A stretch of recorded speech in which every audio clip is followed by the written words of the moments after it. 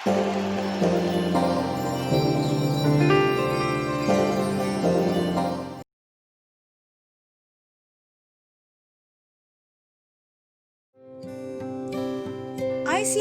Bank scam कहें या वीडियोकॉन घोटाला, जानिए कैसे हुई थी 3,250 करोड़ की हेराफेरी।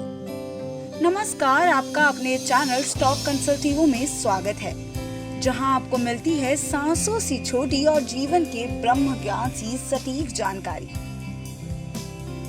मौजूदा सीरीज में हम आपको रूबरू करवा रहे हैं इस देश में हुए बड़े बड़े स्कैम से। इस समय जब देश कोरोना जैसी वैश्विक महामारी से लड़ रहा है, तो सबकी नजर एक बार फिर से इस देश के वित्तीय मामले यानी कि बैंकिंग सिस्टम में आकर टिक जाती है। आज हम आपको उसी बैंकिंग सिस्टम में हुए घोटाले के बारे में बताने वाले हैं। पिछले कई सालों से दो चीजें काफी ट्रेंड में रही हैं। पहली, बैंक में हुए स्कैम और दूसरी, स्कैम करने वाले। लेकिन इस बार मामला है इस देश के सबसे बड़े निजी बैंक आईसीआईसीआई बैंक से जुड़ा हुआ। इस मामले को वीडियोकॉन घोटाला या आईसीआईसीआई बैंक स्कैम के नाम से भी जाना जाता है। आज जब आपसे बात होगी आईसीआईसीआई बैंक स्कैम की, तो आपसे बात होगी चंदा कोचर की। जी हाँ, वही चंदा कोचर जिन्होंने इस बैंक में मैनेजमेंट ट्रेनी से लेकर सीईओ तक का सफर तय किया था। जी हाँ, वही चंदा कोचर जो इस देश की सबसे प्रभावशाली महिला में से एक हैं। वही चंदा जो लगातार साल 2005 से फोर्ब्स की लिस्ट में बनी हुई हैं, जिन्होंने इंटरनेशनल मंचों में इंडियन बैंकिंग सिस्टम का प्रतिनिधित्व भी किया है। अगर इसको आप स्कैम कहते हैं, तो अब इसी चंदा कोचर पर आरोप है कि उन्होंने अपने पति के दोस्त को गलत ढंग से 3,250 करोड़ का लोन दिलवाया, फिर 2,810 करोड़ रुपए को एनपीए घोषित कर दिया। इससे मतलब साफ है कि ये पूरा स्कैम 3,250 करोड़ रुपए का है। अब आते हैं इस पूरे मामले पर, लेकिन उसके बारे में जानने से पहले हम थोड़ा सा जान लेते हैं इस कहानी की सूत्रधार चंदा कोचर के बारे में। चंदा कोचर का सफर आईसीआईसीआई बैंक में 1984 से शुरू हुआ था। ये जोधपुर, राजस्थान की रहने वाली हैं। जोधपुर से मुंबई में आने के बाद उन्होंने बीकॉम के बाद कॉस्ट अकाउंटेंसी की पढ़ाई की, जिसमें उन्होंने गोल्ड मेडल भी हासिल किया था। अब बात करते हैं साल 1984 की, जब आईसीआईसीआई बैंक नहीं हुआ करता था। ये एक कंपनी हुआ करती थी जो रिटेल सेक्टर के अलावा अन्य सेक्टर में काम करती थी। चंदा ने मैनेजमेंट की पढ़ाई की थी, इसीलिए उन्हें इस कंपनी में मैनेजमेंट ट्रेनी के रूप में नौकरी मिली। करीब 6 से 7 साल गुजरने के बाद आईसीआईसीआई कंपनी को लगा कि अब उसे रिटेल बैंक बन जाना चाहिए। मोटा मोटी बात ये है कि 1994 में जब आईसीआईसीआई बैंक बना, तब उस कोर टीम में चंदा कोचर भी प्रमुख स्थान में थी। शुरुआत से ही चंदा इस बैंक से जुड़ी हुई हैं, और फिर आया साल 2009, जब वो इस बैंक की सबसे बड़ी अधिकारी बन गई। साल 2007 और साल 2008 में जब आर्थिक मंदी आई हुई थी, तब चंदा कोचर का नाम इतना सराहनीय था कि इनको फोर्ब्स के साथ दुनिया भर में शोहरत मिली। लेकिन अब उन पर जो दाग लगा है, वो भी कमजोर नहीं है। अब आते हैं पूरी कहानी पर। आपको बता दें कि चंदा कोचर के पति हैं दीपक कोचर, जिनसे इनकी लव मैरिज हुई है। दीपक कोचर की अपनी एक कंपनी थी, पिनेकल एनर्जी, जो ऊर्जा के क्षेत्र में काम करती थी। अब एक और शख्स की एंट्री होती है कहानी में, और वो है वीडियोकॉन कंपनी के मालिक वेणुगोपाल धूत। पूरी कहानी में दो नाम आप याद रखिएगा, दीपक कोचर और वेणुगोपाल धूत। पूरी करामात इन्हीं ने की है। बता दें कि वेणुगोपाल धूत और दीपक कोचर दोस्त ही थे। वेणुगोपाल के पास वीडियोकॉन के अलावा एक और कंपनी थी, सुप्रीम एनर्जी, जिसका काम भी ऊर्जा के क्षेत्र में ही था। अब आता है साल 2008, जब वेणुगोपाल और दीपक कोचर ने मिलकर एक नई कंपनी बनाई, एनर्जी सेक्टर की ही, जिसका नाम था नू पावर। इस नई कंपनी में वेणुगोपाल और दीपक दोनों की तरफ के लोग 50-50% के हिस्सेदार थे। इस पूरी पार्टनरशिप में वेणुगोपाल धूत और दीपक कोचर के रिश्तेदार भी शामिल थे, जैसे कि चंदा कोचर भी। सिंपल बात यह है कि दोनों पार्टी के पास 50-50% की हिस्सेदारी थी। अब क्या होता है, 2008 में कंपनी शुरू होती है, लेकिन एक साल में ही यानी साल 2009 में ही वेणुगोपाल ने कंपनी के डायरेक्टर के पद से इस्तीफा दे दिया। मतलब उन्होंने अपने पद के साथ पूरी हिस्सेदारी भी चंदा कोचर के पति दीपक को ट्रांसफर कर दी। अब आता है साल 2010। कंपनी नू पावर को पैसों की जरूरत पड़ी, तो उसने 64 करोड़ रुपए का लोन वेणुगोपाल की कंपनी सुप्रीम एनर्जी से लिया।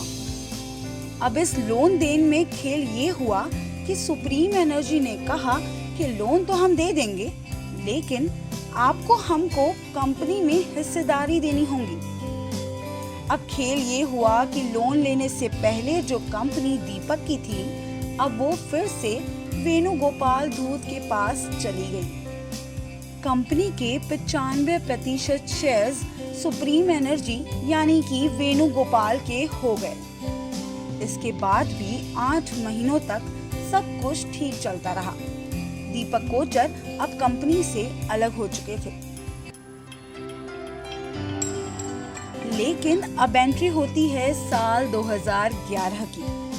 एक बार फिर से कंपनी नू पावर को ट्रांसफर किया जाता है, लेकिन इस बार कंपनी को वेणुगोपाल धूत ने अपने पार्टनर महेश चंद्र के नाम ट्रांसफर किया था।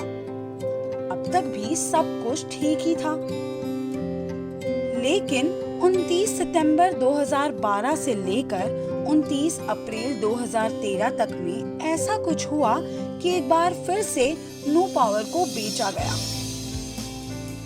इस बार महेश चंद्र ने कंपनी को पिनेकल एनर्जी को बेचा। ये वही पिनेकल एनर्जी है जिसके मालिक दीपक कोचर थे।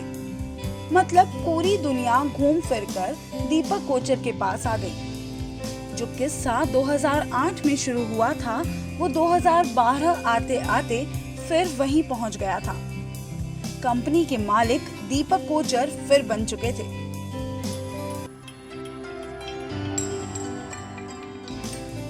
अब मुद्दा ये आता है कि दीपक कोचर जब इस कंपनी के फिर से मालिक बनते हैं, तो इस कंपनी की कीमत उन्होंने मात्र 9 लाख रुपए दिखाई थी।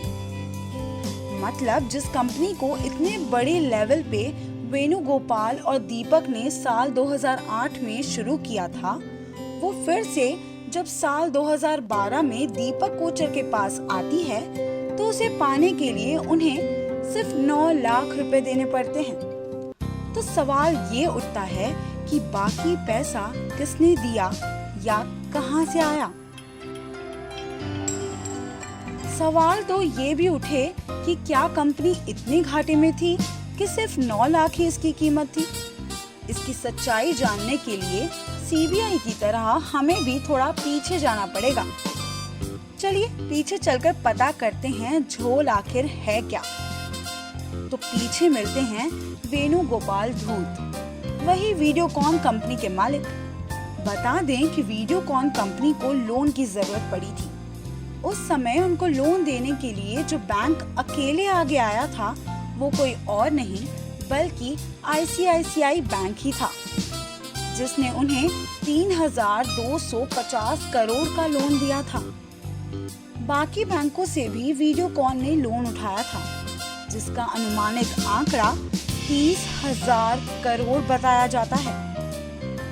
अब जो आईसीआईसीआई बैंक ने उन्हें लोन दिया था और जिस कमेटी ने दिया था, उसमें चंदा कोचर भी शामिल थी।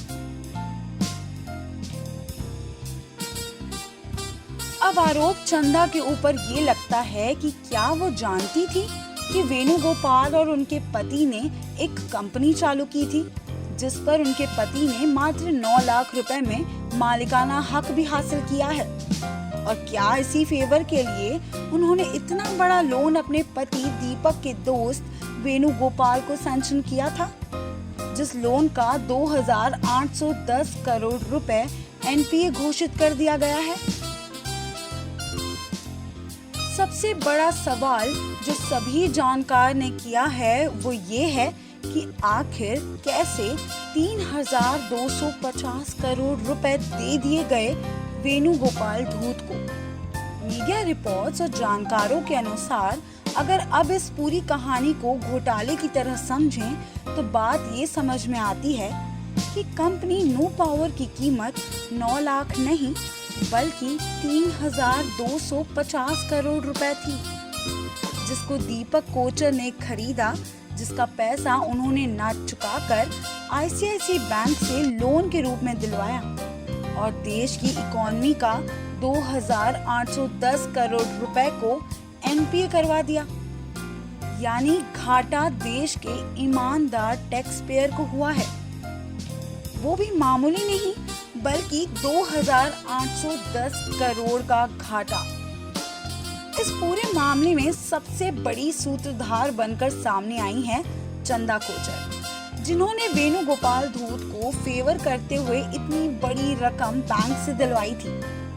हालांकि हर स्कैम की तरह इस घोटाले से भी बैंक बचता हुआ ही नजर आया है। दीपक कोचर और वेणुगोपाल धूत के खिलाफ जांच चल रही है। बैंक ने भी चंदा कोचर को लेकर जांच का आश्वासन दिया है। इस पूरे स्कैम में चंद लोगों ने मिलकर देश के 2,810 करोड़ रुपए डुबा दिए हैं। इसके साथ ही आपको बता दें कि केंद्रीय जांच एजेंसी सीबीआई ने आईसीआईसीआई बैंक के पूर्व एमडी एवं सीईओ चंदा कोचर, उनके पति दीपक कोचर और वीडियोकॉन ग्रुप के एमडी वीएन धूत के खिलाफ एफआईआर दर्ज कर ली है और जांच चल रही है। लीडिंग मीडिया की रिपोर्ट्स के अनुसार सीबीआई प्रवक्ता ने कहा है कि ये आरोप है कि आईसीआईसीआई बैंक को धोखा देने के लिए आपराधिक साजिश कर निजी कंपनियों को ऋणों की मंजूरी दी गई। एफआईआर में चंदा कोचर, पूर्व सीईओ आईसीआईसीआई बैंक का नाम बतौर आरोपी शामिल है। ऐसी ही सटीक जानकारी और रिपोर्ट्स के लिए हमारे चैनल को सब्सक्राइब कीजिए और बगल में दिख रही घंटी को भी जरूर दबा दीजिए। शुक्रिया।